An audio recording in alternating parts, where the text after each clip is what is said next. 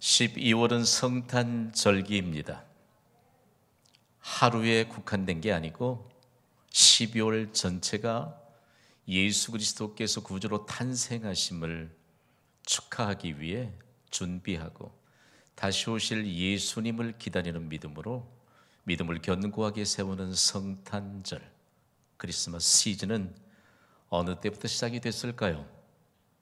초대 기독교가 낳은 교부인 아우구스티누스는요, 그가 쓴 삼위일체론에서 초대교회부터 성탄절이 시작이 되었다. 맞지요? 초대교회부터 시작이 되었던 성탄절을 보내는 모든 예배자들에게 풍성한 은혜가 임하게 될 줄 믿습니다. 그러므로 성탄절은 단지 구원받은 그리스도인들에 국한되는 것이 아니고 여전히 죄와 어두움 가운데 살아가고 있는 온 세상 모든 사람들이 함께 축하하고 기다리는 축복의 절기가 되어야 합니다. 여러분 이거 아세요? 예수님을 믿지 않는 사람들이 오히려 예수님의 생일을 기다리고 있습니다. 그리고 명확하게 기억하고 있습니다. 여러분에게 묻습니다. 예수님의 생일이 언제입니까? 그래도 3부 예배는 대답을 제법 하시네. 예수님의 생일은 12월 25일이에요. 벌써부터 수많은 사람들이 표시해 놓고 누가 강요하지 않아도 그날을 계획합니다.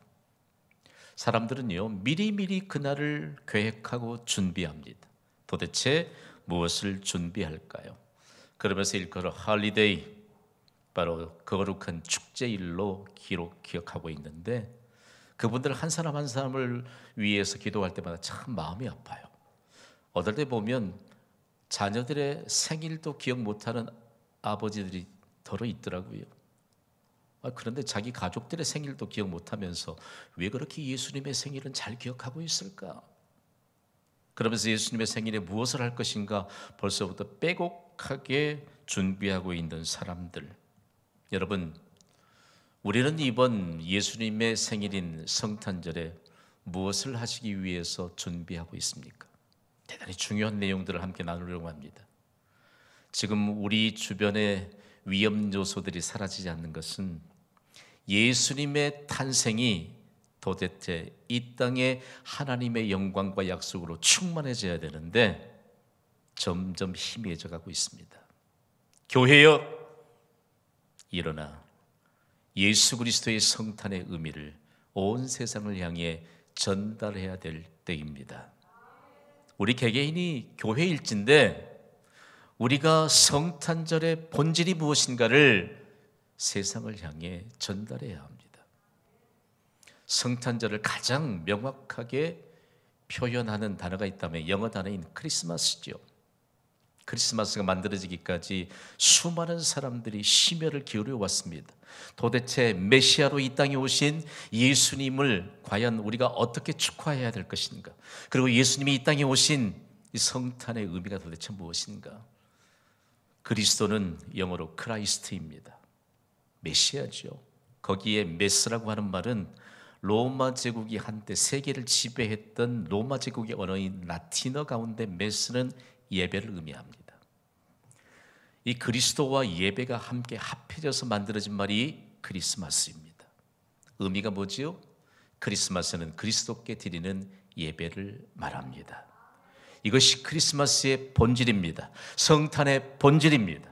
이 땅의 성탄의 본질이 경신교회로 말미암아 회복되기를 주님의 이름으로 축복합니다. 이 땅이 회복돼요. 크리스마스가 도대체 뭘까? 크리스마스의 본질이 교회와 성도들을 통해서 온 땅에 충만해져야 되는데요, 인류 역사상 크리스마스처럼 권위 있는 단어가 없습니다. 크리스마스는 가장 권위 있는 단어가 되었습니다. 크리스마스는 수많은 사람들을 예수 그리스도께 인도하는 축복의 단어가 되었습니다. 전 세계적으로 크리스마스 시즌인 12월에 가장 많은 사람들이 예수님께 나오는 축복의 절기요, 축복의 달이 되고 있습니다. 크리스마스는요, 고통받는 수많은 사람들을 위로하는 하나님의 손길이 되었습니다. 크리스마스는 서로 청을 겨두는 적군들의 마음도 녹여주는 평화의 손길이 되었습니다. 실제로 세계 1차 대전, 2차 대전이 계속해서 진행되는 가운데 서로 총뿌리를 겨누면서도 12월 25일 예수님이 탄생하신 성탄절은 휴전을 선언했습니다. 그리고 크리스마스 캐롤을 불렀습니다. 그리고 크리스마스 찬송이 울려 퍼질 때 서로 화답하면서 예수 그리스도가 이 땅의 평화의 왕으로 오셨다. 마음 깊은 곳에서. 그러면서 인류의 역사에 새로운 역사들이 태동되었다는 사실을 우리는 잊어서는 안 될 것입니다. 크리스마스에 왜 이렇게 하나님의 권위가 드러나게 될까? 크리스마스, 구주로 탄생하신 예수님은 사람으로부터 오신 분이 아닙니다. 하나님으로부터 오신 분입니다. 하늘이 이 땅에 내려오신 사건이 크리스마스입니다. 그러니까 얼마나 영광스러운 하나님의 역사적인 사건인지 모릅니다.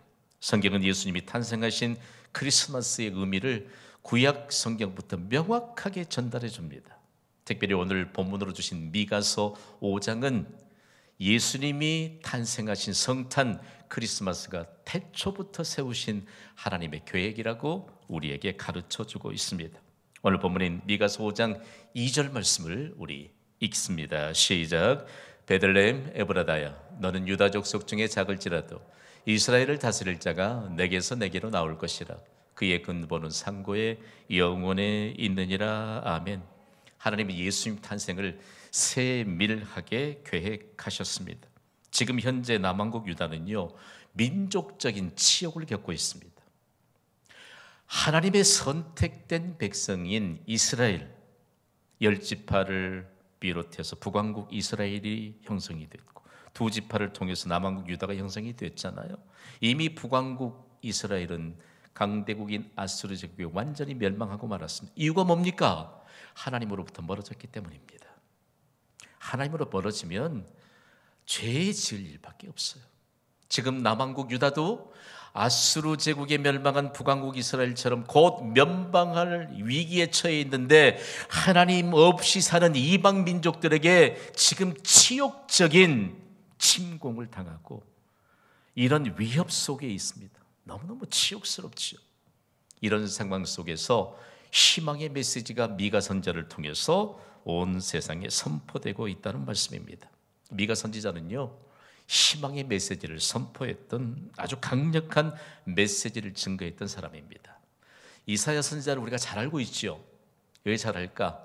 이사야서는 66장이나 되잖아요. 방대한 분량입니다. 그런데 미가 선지자가 남긴 예언서에는 7장 짧은 메시지가 기록되어 있습니다. 그럼에도 불구하고 이사야 선지자처럼 동시대에 활동했던 미가 선지자에게 아주 강력한 메시지를 하나님이 담아주셨습니다. 아주 뚜렷한 세 개의 메시지가 있습니다. 함께 선포할까요? 정의, 평화, 그리고 메시아. 성경은 너무 우리에게 매력적으로 선포된 말씀이에요. 왜 남왕국 유다를 향해 곧 멸망할 그들을 향해 정의의 메시지를 선포했을까? 하나님의 백성인 유대 정권은요, 정의를 요구하시는 하나님 앞에 정의를 충족시키지 못했습니다. 그러니까 기초부터 무너진 것이죠. 다음으로 하나님의 기준인 평화를 추구해야 됨에도 불구하고 그들이 하나님과 멀어져 있으니까 하나님의 평화를 추구하지도 못했습니다. 이런 때에 하나님은 그들을 향해 메시아를 선포하면서 희망의 메시지를 유대 왕국에 그리고 온 세상에 선포하게 하신 것입니다. 대단히 중요합니다. 이 메시지는요, 하나님의 거룩한 분노를 미가 선지자가 지금 선포하고 있어요. 제가 좀 하나님의 거룩한 분노를 담아서 선포해야 되는데 저는 그럴 재주가 없습니다. 지금 정황이 미가 선지자가 활동하던 그런 정황이 아니에요. 하나님의 거룩한 분노를 쏟아내고 있는 미가 선지자를 통해 두 가지를 지적하면서 이제는 메시아를 선포하면서 희망의 메시지를 선포한다는 얘기입니다. 메시아가 어디서 탄생한다고 그러지요? 베들레헴입니다. 대단히 중요한 것은요, 베들레헴은 도대체 어느 곳일까? 성경을 통해서 베들레헴은 연구할 만한 가치가 있는 축복의 땅입니다. 베들레헴은 하나님이 소개하잖아요. 작은 성읍입니다. 그리고 베들레헴은 곡식과 과일이 풍성한 곳입니다. 성경의 역사를 봐도 베들레헴이 왜 곡식과 과일이 풍성했는가, 그러면서 떡집으로 우리가 해석하고 있지만 성경의 배경이 되고 있는 팔레스틴 지방에서는 떡이 주식이 아닙니다. 떡 먹지 않습니다. 떡에 대한 레시피는 우리나라에만 있는 거예요. 그들은 빵을 먹습니다. 빵집이죠. 풍성한 곳에서 빵금둠 내세가 퍼져나가는 베들레헴. 가장 중요한 것은 성경을 통해서 베들레헴이 어떤 곳이냐, 하나님이 베들레헴을 이렇게 증거하고 있습니다. 하나님의 은혜가 풍성한 곳입니다. 여러분, 비록 작은 곳이라 할지라도 하나님의 은혜가 풍성한 곳에서 하나님의 역사는 시작될 줄 믿습니다. 저는 이 본문을 여러분과 함께 나누면서 광주과격시에 세워진 경신교회가 하나님의 은혜가 충만한 곳이 되기를 원합니다. 경신교회 모든 성도들이 하나님의 은혜가 충만한 성도들이 되기를 원합니다. 하나님의 역사가 시작되게 될 줄 믿습니다. 베들레헴을 연구하다 보니 끊임이 없어요. 저는 한 주간 동안 베들레헴에 대해서 목사가 모를 리가 있습니까? 그런데 베들레헴에 대해서 한 주간 동안 붙잡고 연구하고 기도하는데 너무너무 가슴이 뛰어요. 하나님의 은혜가 풍성한 곳에서 하나님의 역사들이 세워졌고 펼쳐가게 되었다는 것입니다. 오늘 우리가 가진 모든 고민, 모든 문제 하나님의 은혜로 충만하게 채우시기를 바랍니다. 하나님이 해결해 주시는 놀라운 은혜가 있을 줄 믿습니다. 그러면서 베들레헴이 과연 어떤 곳인가? 베들레헴을 다윗의 도성이라고도 부르거든요. 다윗이 태어난 곳이 베들레헴입니다. 다윗이 목동이었을 때 하나님의 마음에 꼭 맞는 사람으로 준비되었던 곳입니다. 사무엘 선지자는 베들레헴에서 다윗에게 기름을 부어서 이스라엘 왕으로 세웠습니다. 베들레헴은요, 너무너무 축복의 땅이에요. 그런데 오늘 본문에서는 베들레헴 에브라다야라고 부릅니다. 도대체 베들레헴만 하시든지 하나님이 영 고약한 분이시다. 왜 에브라다를 붙였을까? 여러분, 베들레헴의 배경에 관해 성경이 설명하는데 에브라다는 한 족속의 이름입니다. 그리고 한 족속이 모여 살면 그 땅의 지역도 에브라다로 불립니다. 그러니까 에브라다 지역에 속해 있는 작은 성읍인 베들레헴을 하나님이 지목하고 있습니다. 그러니까 에브라다를 족속을 통해서 얼마만큼 하나님의 은혜가 지금 계속 진행해 왔는가 하는 대목을 알 수 있습니다. 에브라다를 통해서 계속적으로 베들레헴을 소개하고 있는데 우리가 베들레헴에 대해서 좀 더 명확하게 살펴봐야 할 것입니다. 여러분, 나중에 왕래가 자유로우면 꼭 예루살렘에 가세요. 예루살렘에서 베들레헴까지는 8km 정도밖에 떨어지지 않았습니다. 순례자들이 리무진 버스에 타서 베들레헴을 향해 가려고 예루살렘을 출발하면 잠시 한눈을 팔면 금방 베들레헴에 도착합니다. 그러면 그 중요한 과정들을 놓칠 수가 있어요. 그런데 베들레헴이 얼마나 중요한 것이었느냐? 야곱의 아내 라헬이 죽은 후에 매장된 곳이 바로 베들레헴이고요. 베들레헴은 다윗의 증조 할아버지인 보아스의 성읍이기도 합니다. 이스라엘의 흉년이 끝났을 때 보아스 집을 통해서 하나님의 풍요로운 은혜가 펼쳐갔던 거 아시죠? 거기에 나오미도 그 나움의 며느리였던 룻의 믿음의 역사도 그곳으로부터 시작되었다는 것을 잊어서는 안 될 것입니다. 베들레헴은 북왕국 이스라엘의 초대 왕이었던 여로보암이 그 풍성한 하나님의 은혜가 충만했던 베들레헴의 요새를 세운 곳입니다. 베들레헴은 메시아이신 예수님이 탄생하신 곳이고요. 예수님 탄생 이후엔 베들레헴에서 헤롯 왕이 유아들을 학살했던 아주 잔인한 일을 단행했던 곳이 베들레헴입니다. 그런데 하나님은 특별한 구원 계획을 가지시고 베들레헴을 선택하셔서 메시아를 탄생하게 하셨습니다. 베들레헴은 높고 높은 보좌도 없고 화려한 왕궁도 없지만 베들레헴이라고 하는 그 지명의 이름이 뭐라고 그랬지요? 우리식으로 떡집. 예수님은 생명의 떡이십니다. 생명의 떡이신 예수님이 출생하시기에 가장 적합한 곳이 바로 베들레헴이었다는 사실들을 우리가 알 수 있습니다. 왜 베들레헴이 작았을까? 역사가들의 증거를 보니까 당시에 베들레헴은 1000명도 채 되지 않는 인구가 살았습니다. 이게 작은 성읍이죠. 그러나 그곳에 만왕의 왕이신 예수 그리스도가 탄생하게 될 것을 예언하고 있다는 말씀입니다. 그런데 불과 2000여 년 전에 예수님이 탄생하신다 즉각적으로 선언한 게 아니고 메시아 탄생이 언제 계획되었는가를 오늘 우리에게 말씀합니다. 언제 계획되었지요? 오늘 본문이 이렇게 기록합니다. 그의 근본은 상고의 영원에 있느니라. 제가 봐도 좀 어렵게 번역이 됐어요. 구약의 본문이 히브리어 단어들을 하나 둘 면밀하게 조각을 맞추듯이 해석해 보면 영원전이라는 뜻입니다. 좀 더 펼쳐보면 시간이 시작될 때입니다. 여러분, 하나님은 시간의 창조주이십니다. 하나님이 없으면 시작이 없지요. 그래서 우리말 성경에 가장 중요하게 우리가 좀 쉽게 다가오도록 태초에, 영어 번역은 in the beginning, 뭔가 사람이 마음을 작정하고 출발했던 스타트가 아니고 시작입니다. 시작. 여러분, 모든 일의 시작은 하나님께 있음을 믿으시기 바랍니다. 그렇기 때문에 태초에 하나님께서 메시아 탄생을 계획하셨는데, 이전에 개역 한글 버전에는 미가서 5장 2절을 아주 명확하게 번역했더라고요. 함께 읽어볼까요? 시작. 그의 근본은 상고의 태초에니라. 아멘. 성경을 우리가 각기 다른 버전으로 읽다가 보면 얼마나 탁월한 해석이 담겨있는 그런 번역본을 찾을 수 있습니다. 미가 선지자는 하나님이 오래전 다윗과 메시아 탄생에 대한 언약을 하셨거든요. 미가 선지자는 놀랍게도 다윗과 메시아 탄생에 대한 언약이 바로 영원한 언약이었는데, 그 언약을 미가 선지자에게 통찰력을 더하여 주셔서 명확하게 해석해서 메시아 탄생을 예고하게 했습니다. 우리 따라합시다. 모든 것의 시작이 하나님께 있습니다. 놀라워요. 하나님의 시작은 영원합니다. 그리고 하나님의 시작은 변함이 없는 줄 믿습니다. 하나님의 시작과 영원과 함께 맞물려진 메시아 탄생, 내 안에 계시는 예수님은 태초부터 하나님이 세우신 계획입니다.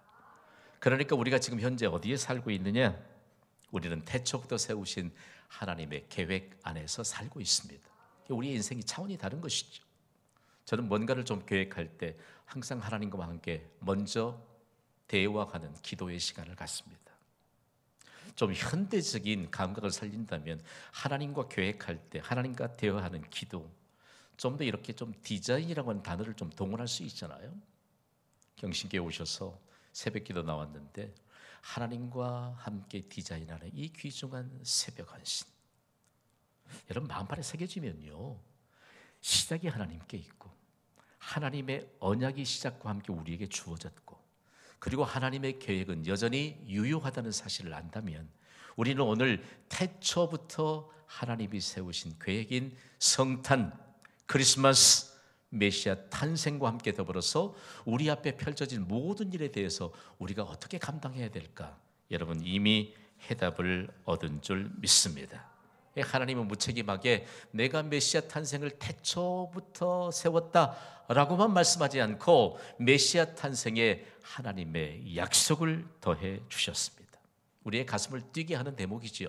그런 메시아 탄생을 통해서 하나님이 주신 약속은 뭘까? 첫 번째는요, 자기 백성을 보호하시는 하나님의 약속입니다. 여러분, 저는요, 어느 대륙에 있든지 하나님이 보호하시는 이 중요한 약속을 따라서 살았습니다. 지금까지 하나님이 자기 백성을 보호하시는 메시아 탄생과 함께 주신 이 약속은 저에게도 유효하고 여러분 모두에게도 유효합니다. 우리의 자녀들에게 손에 쥐어두듯이 가르쳐야 합니다. 오늘 본문 미가서 5장 4절은요, 아주 우리의 가슴을 마구 뛰게 하는 하나님의 약속이에요. 함께 읽어볼까요? 시작. 그가 여호와의 능력과 그의 하나님 여호와의 이름의 위엄을 의지하고 서서 목축하니 그들이 거주할 것이라. 이제 그가 창대하여 땅 끝까지 미치리라. 아멘. 메시아를 통한 하나님의 약속은 사실적입니다. 그런데 여기에 삼중적인 약속을 하셨습니다. 바로 제가 찾아낸 세 개의 단어가 그렇습니다. 첫 번째 단어는 일어선다는 것입니다. 하나님이 우리를 향해 어떻게 보호하시느냐? 하나님은 앉아 계시는 법이 없다니까요. 시편 기자는 이 사실을, 이 은혜를 경험했습니다. 하나님은 우리를 보호하시는데 우리의 앉고 일어섬을 아십니다. 중요합니다, 여러분. 세상이 아무리 교회를 폄하하고 메시아이신 예수 그리스도를 폄하해도 메시아는 자기 백성을 보호하시는 하나님의 실제이십니다. 우리 안고 일어서면 아세요. 그리고 두 번째는 목축한다는 것인데, 목자가 가축들을 밤낮으로 돌봅니다. 여러분 그거 아세요? 그 현장에 가보면 푸른 초장으로 인도한다라고 하는 이 대목은 좀 뻥 같아요. 뻥. 그런 초장 별로 없습니다. 그런데 양떼들이 가서 풀을 뜯고 있는 현장에 가보면 먼 발치에서 보면 아무것도 없는 것 같아요. 근데 거기 가면 뭔가 뜯고 있습니다. 그런데 그 뜯고 있는 이파리 하나하나가 약초입니다. 약초. 약초를 찾아서 목자들은 낮에는 인도하고 밤에는 그 들판에 추위가 몰려올 때 추위와 그리고 맹수들로부터 가축떼들, 양떼들을 보호합니다. 하나님이 그렇게 하신다는 얘기예요. 이 은혜를 지금 우리가 누리고 있습니다. 이 은혜를 누리고 있다는 사실을 믿음으로 경험하시기를 주님의 이름으로 축복합니다. 그리고 세 번째로는 창대함이 땅끝까지 미치리라. 교회는 자기 백성을 보호하시는 하나님의 역사의 증거지입니다.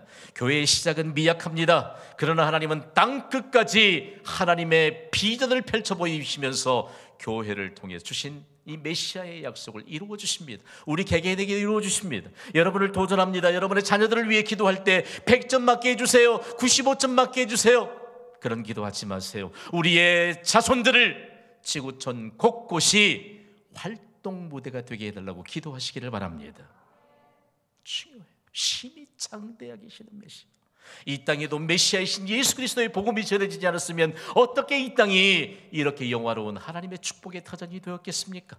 우리가 선교사를 파송하고 복음을 전달하지 않으면 어떻게 암울하고 하나님의 세계조차도 바라볼 수 없는 자들이 어떻게 하나님이 창대케 하시는 하나님의 복을 경험할 수 있겠습니까?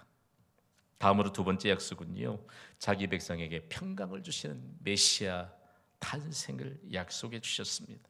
오늘 본문 5장 5절에는 이렇게 증가하거든요. 읽어볼까요? 시작. 이 사람은 평강이 될 것이라. 아멘. 중요해요.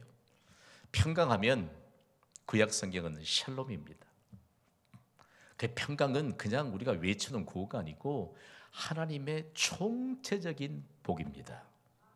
가정주부들 요즘 바가지 긁는 부인들 안 계시죠? 제가 좀 이렇게 직접적인 표현을 해야 좀 이해가 쉬울 것 같아요. 돈도 떨어지고 옷도 떨어지고 아이들 학비도 떨어지고 여러 가지 얘기하는데 중요한 건 돈이 있으면 돼요. 그런 것처럼 평강은 총체적인 하나님의 복입니다. 우리에게 평강이 임하면 모든 일에 해답이 될 줄 믿습니다. 우리가 이 평강을 어떻게 이해해야 될까라고 하는 것인데요, 대단히 중요한 것은요, 평강은 세상이 자랑하는 정치력으로 임하지 않습니다. 세상이 자랑하는 군사력이나 세상이 자랑하는 경제적으로 평강이 임하지 않습니다. 그런데 로마 제국이 한때 세계를 지배할 때 하나님의 평강을 모방했습니다. 그러면서 초대 로마 제국의 황제인 아우구스투스가 팍스 로마나를 선포했습니다. 그리고 로마 제국의 깃발을 들고 피 흘림에 연속되는 이런 상황 속에서 그 결과로 얻은 것을 팍스 로마나, 로마의 평화라고 아주 자랑스럽게 말했습니다. 이 팍스 로마나가요, 1세기 2세기 아주 최전성기를 달렸습니다. 그리고 실제적으로 로마의 평화가 아우구스투스의 평화로 온 세상에 충만해졌지만 그것은 거짓 평화였습니다. 팍스 로마를 외치던 로마 제국이 평강이신 예수 그리스도의 복음 앞에 무릎을 꿇었습니다. 겁내지 마세요, 여러분. 세상에 겁내지 마세요. 우리에게 평강으로 오신 예수 그리스도, 메시아이신 예수 그리스도는 지금 내 안에 계신 줄 믿습니다. 그래서 우리에게 염려하지 말라는 성경의 권면은, 메시지는 진리입니다. 진리. 너희 안에 계시는 평강이 되신 예수 그리스도, 그 메시아가 너희 안에 있지 않느냐, 너희와 함께하지 않느냐. 크리스마스 시즌 때만 잠깐 기억하고 마는 것이 아니요, 우리의 일평생 동안 우리에게 총체적인 해답을 주신 메시아, 그분이 유대 족속 가운데 가장 작은 족속이 속해 있는 에브라데 지역에 속해 있는 그 지역 속에서 가장 작은 성읍인 베들레헴에서 탄생할 것이다. 그런데 자기 백성을 보호하시고 자기 백성에게 평강을 주셔서 모든 일에 해답을 주신 메시아가 탄생할 것이라고 약속했습니다. 우리는 이 시간에요, 하나님이 약속하신 평강, 구약의 원문이 히브리어는 샬롬인데 샬롬의 의미를 명확하게 이해해야 합니다. 샬롬은 어느 때 선언되는가? 먼저는 하나님과의 화목의 관계가 형성이 돼야 합니다. 다음으로 이웃과의 화목의 관계가 형성이 돼야 합니다.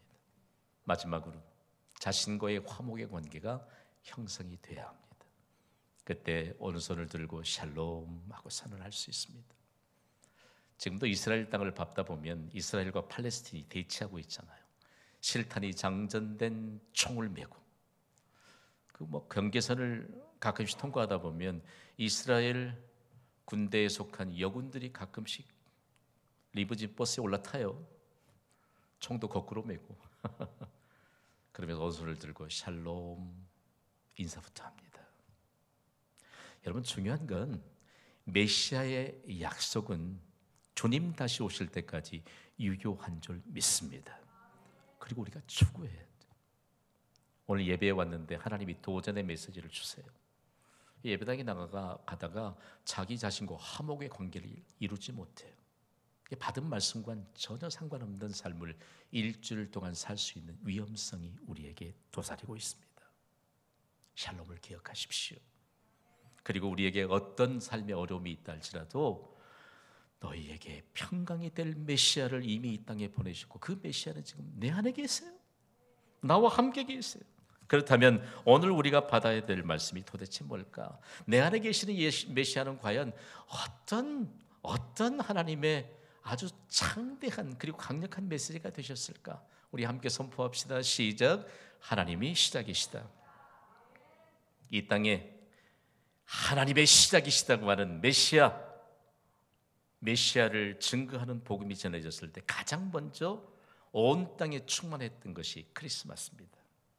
그런데 우리나라의 정세에 보면 12월 25일 되기 전에 12월 22일 어떤 날이죠? 동지를 안 지내니까 다 잊어버리셨네. 동지에 뭐 준비합니까? 팥죽 준비한다고요. 믿지 않는 우리의 선조들은 팥죽 끓여서 뭐 했는지 아세요, 여러분? 집 주변에 두루 돌면서 마귀 쫓는다고 그 팥죽 뿌리고 다니셨다고. 그런데 하나님이 시작이시다는 것을 알게 된 이 땅의 그리스도인 한 사람 한 사람이 팥죽을 끓였습니다. 12월 한 달 동안 내내 교회에서는 크리스마스를 준비합니다. 밤낮으로 준비하며 그 추운 겨울에 소를 호호 불며 나온 귀한 어린아이 한 사람, 어른 한 사람들에게 따뜻한 팥죽을 나누면서 그때 그것밖에 나눌 게 없잖아요. 혹이라도 크리스마스 이브에 밤새워서 새벽성을 돌고 오면 그 따뜻한 팥죽 한 그릇에 몸을 녹이던 것 경험한 분이 몇 분이나 계시려나요? 우리 다 잊어버렸어요. 그때 그 가난한 손길로 팥죽 한 그릇을 대접했던 그분들의 자손들이 이 나라와 민족을 일으킨 축복의 주역들이 됐습니다. 우리의 자녀들, 하나님이 시작이신 메시아 탄생에 대한 예수 그리스도에 관한 메시지가 없이 복된 인생을 펼쳐가기를 바라시는 건 아니죠. 우리의 인생, 이 땅에 아무랬을 때 가난은 물러가고 하나님의 부요함의 시작인 메시아 예수 그리스도의 탄생을 축하하고 다시 오실 주님을 기다리는 크리스마스를 통해서 이 땅에 충만해졌습니다. 오늘 삼배배를 섬기는 여러분, 메시아로 탄생하신 예수님은 위로의 시작입니다. 회복의 시작입니다. 치료의 시작입니다. 새로운 역사의 시작입니다. 모든 문제가 해결되는 축복의 시작입니다. 우리는 이번 성탄절을 맞이하면서 시작이신 하나님, 하나님의 실제이신 예수님, 이웃과 가족이 함께하는 성탄절이 되도록 준비하시기를 바랍니다. 조금은 미흡해서 내가 크리스마스를 준비하지 못했는데 이번엔 준비하면서 태초부터 계획하신 성탄의 약속이 우리로부터 우리의 가정에도 이 땅에도 충만하게 되기를 주님의 이름으로 축원합니다. 다 함께 선포합시다. 이웃 가족이 함께하는 성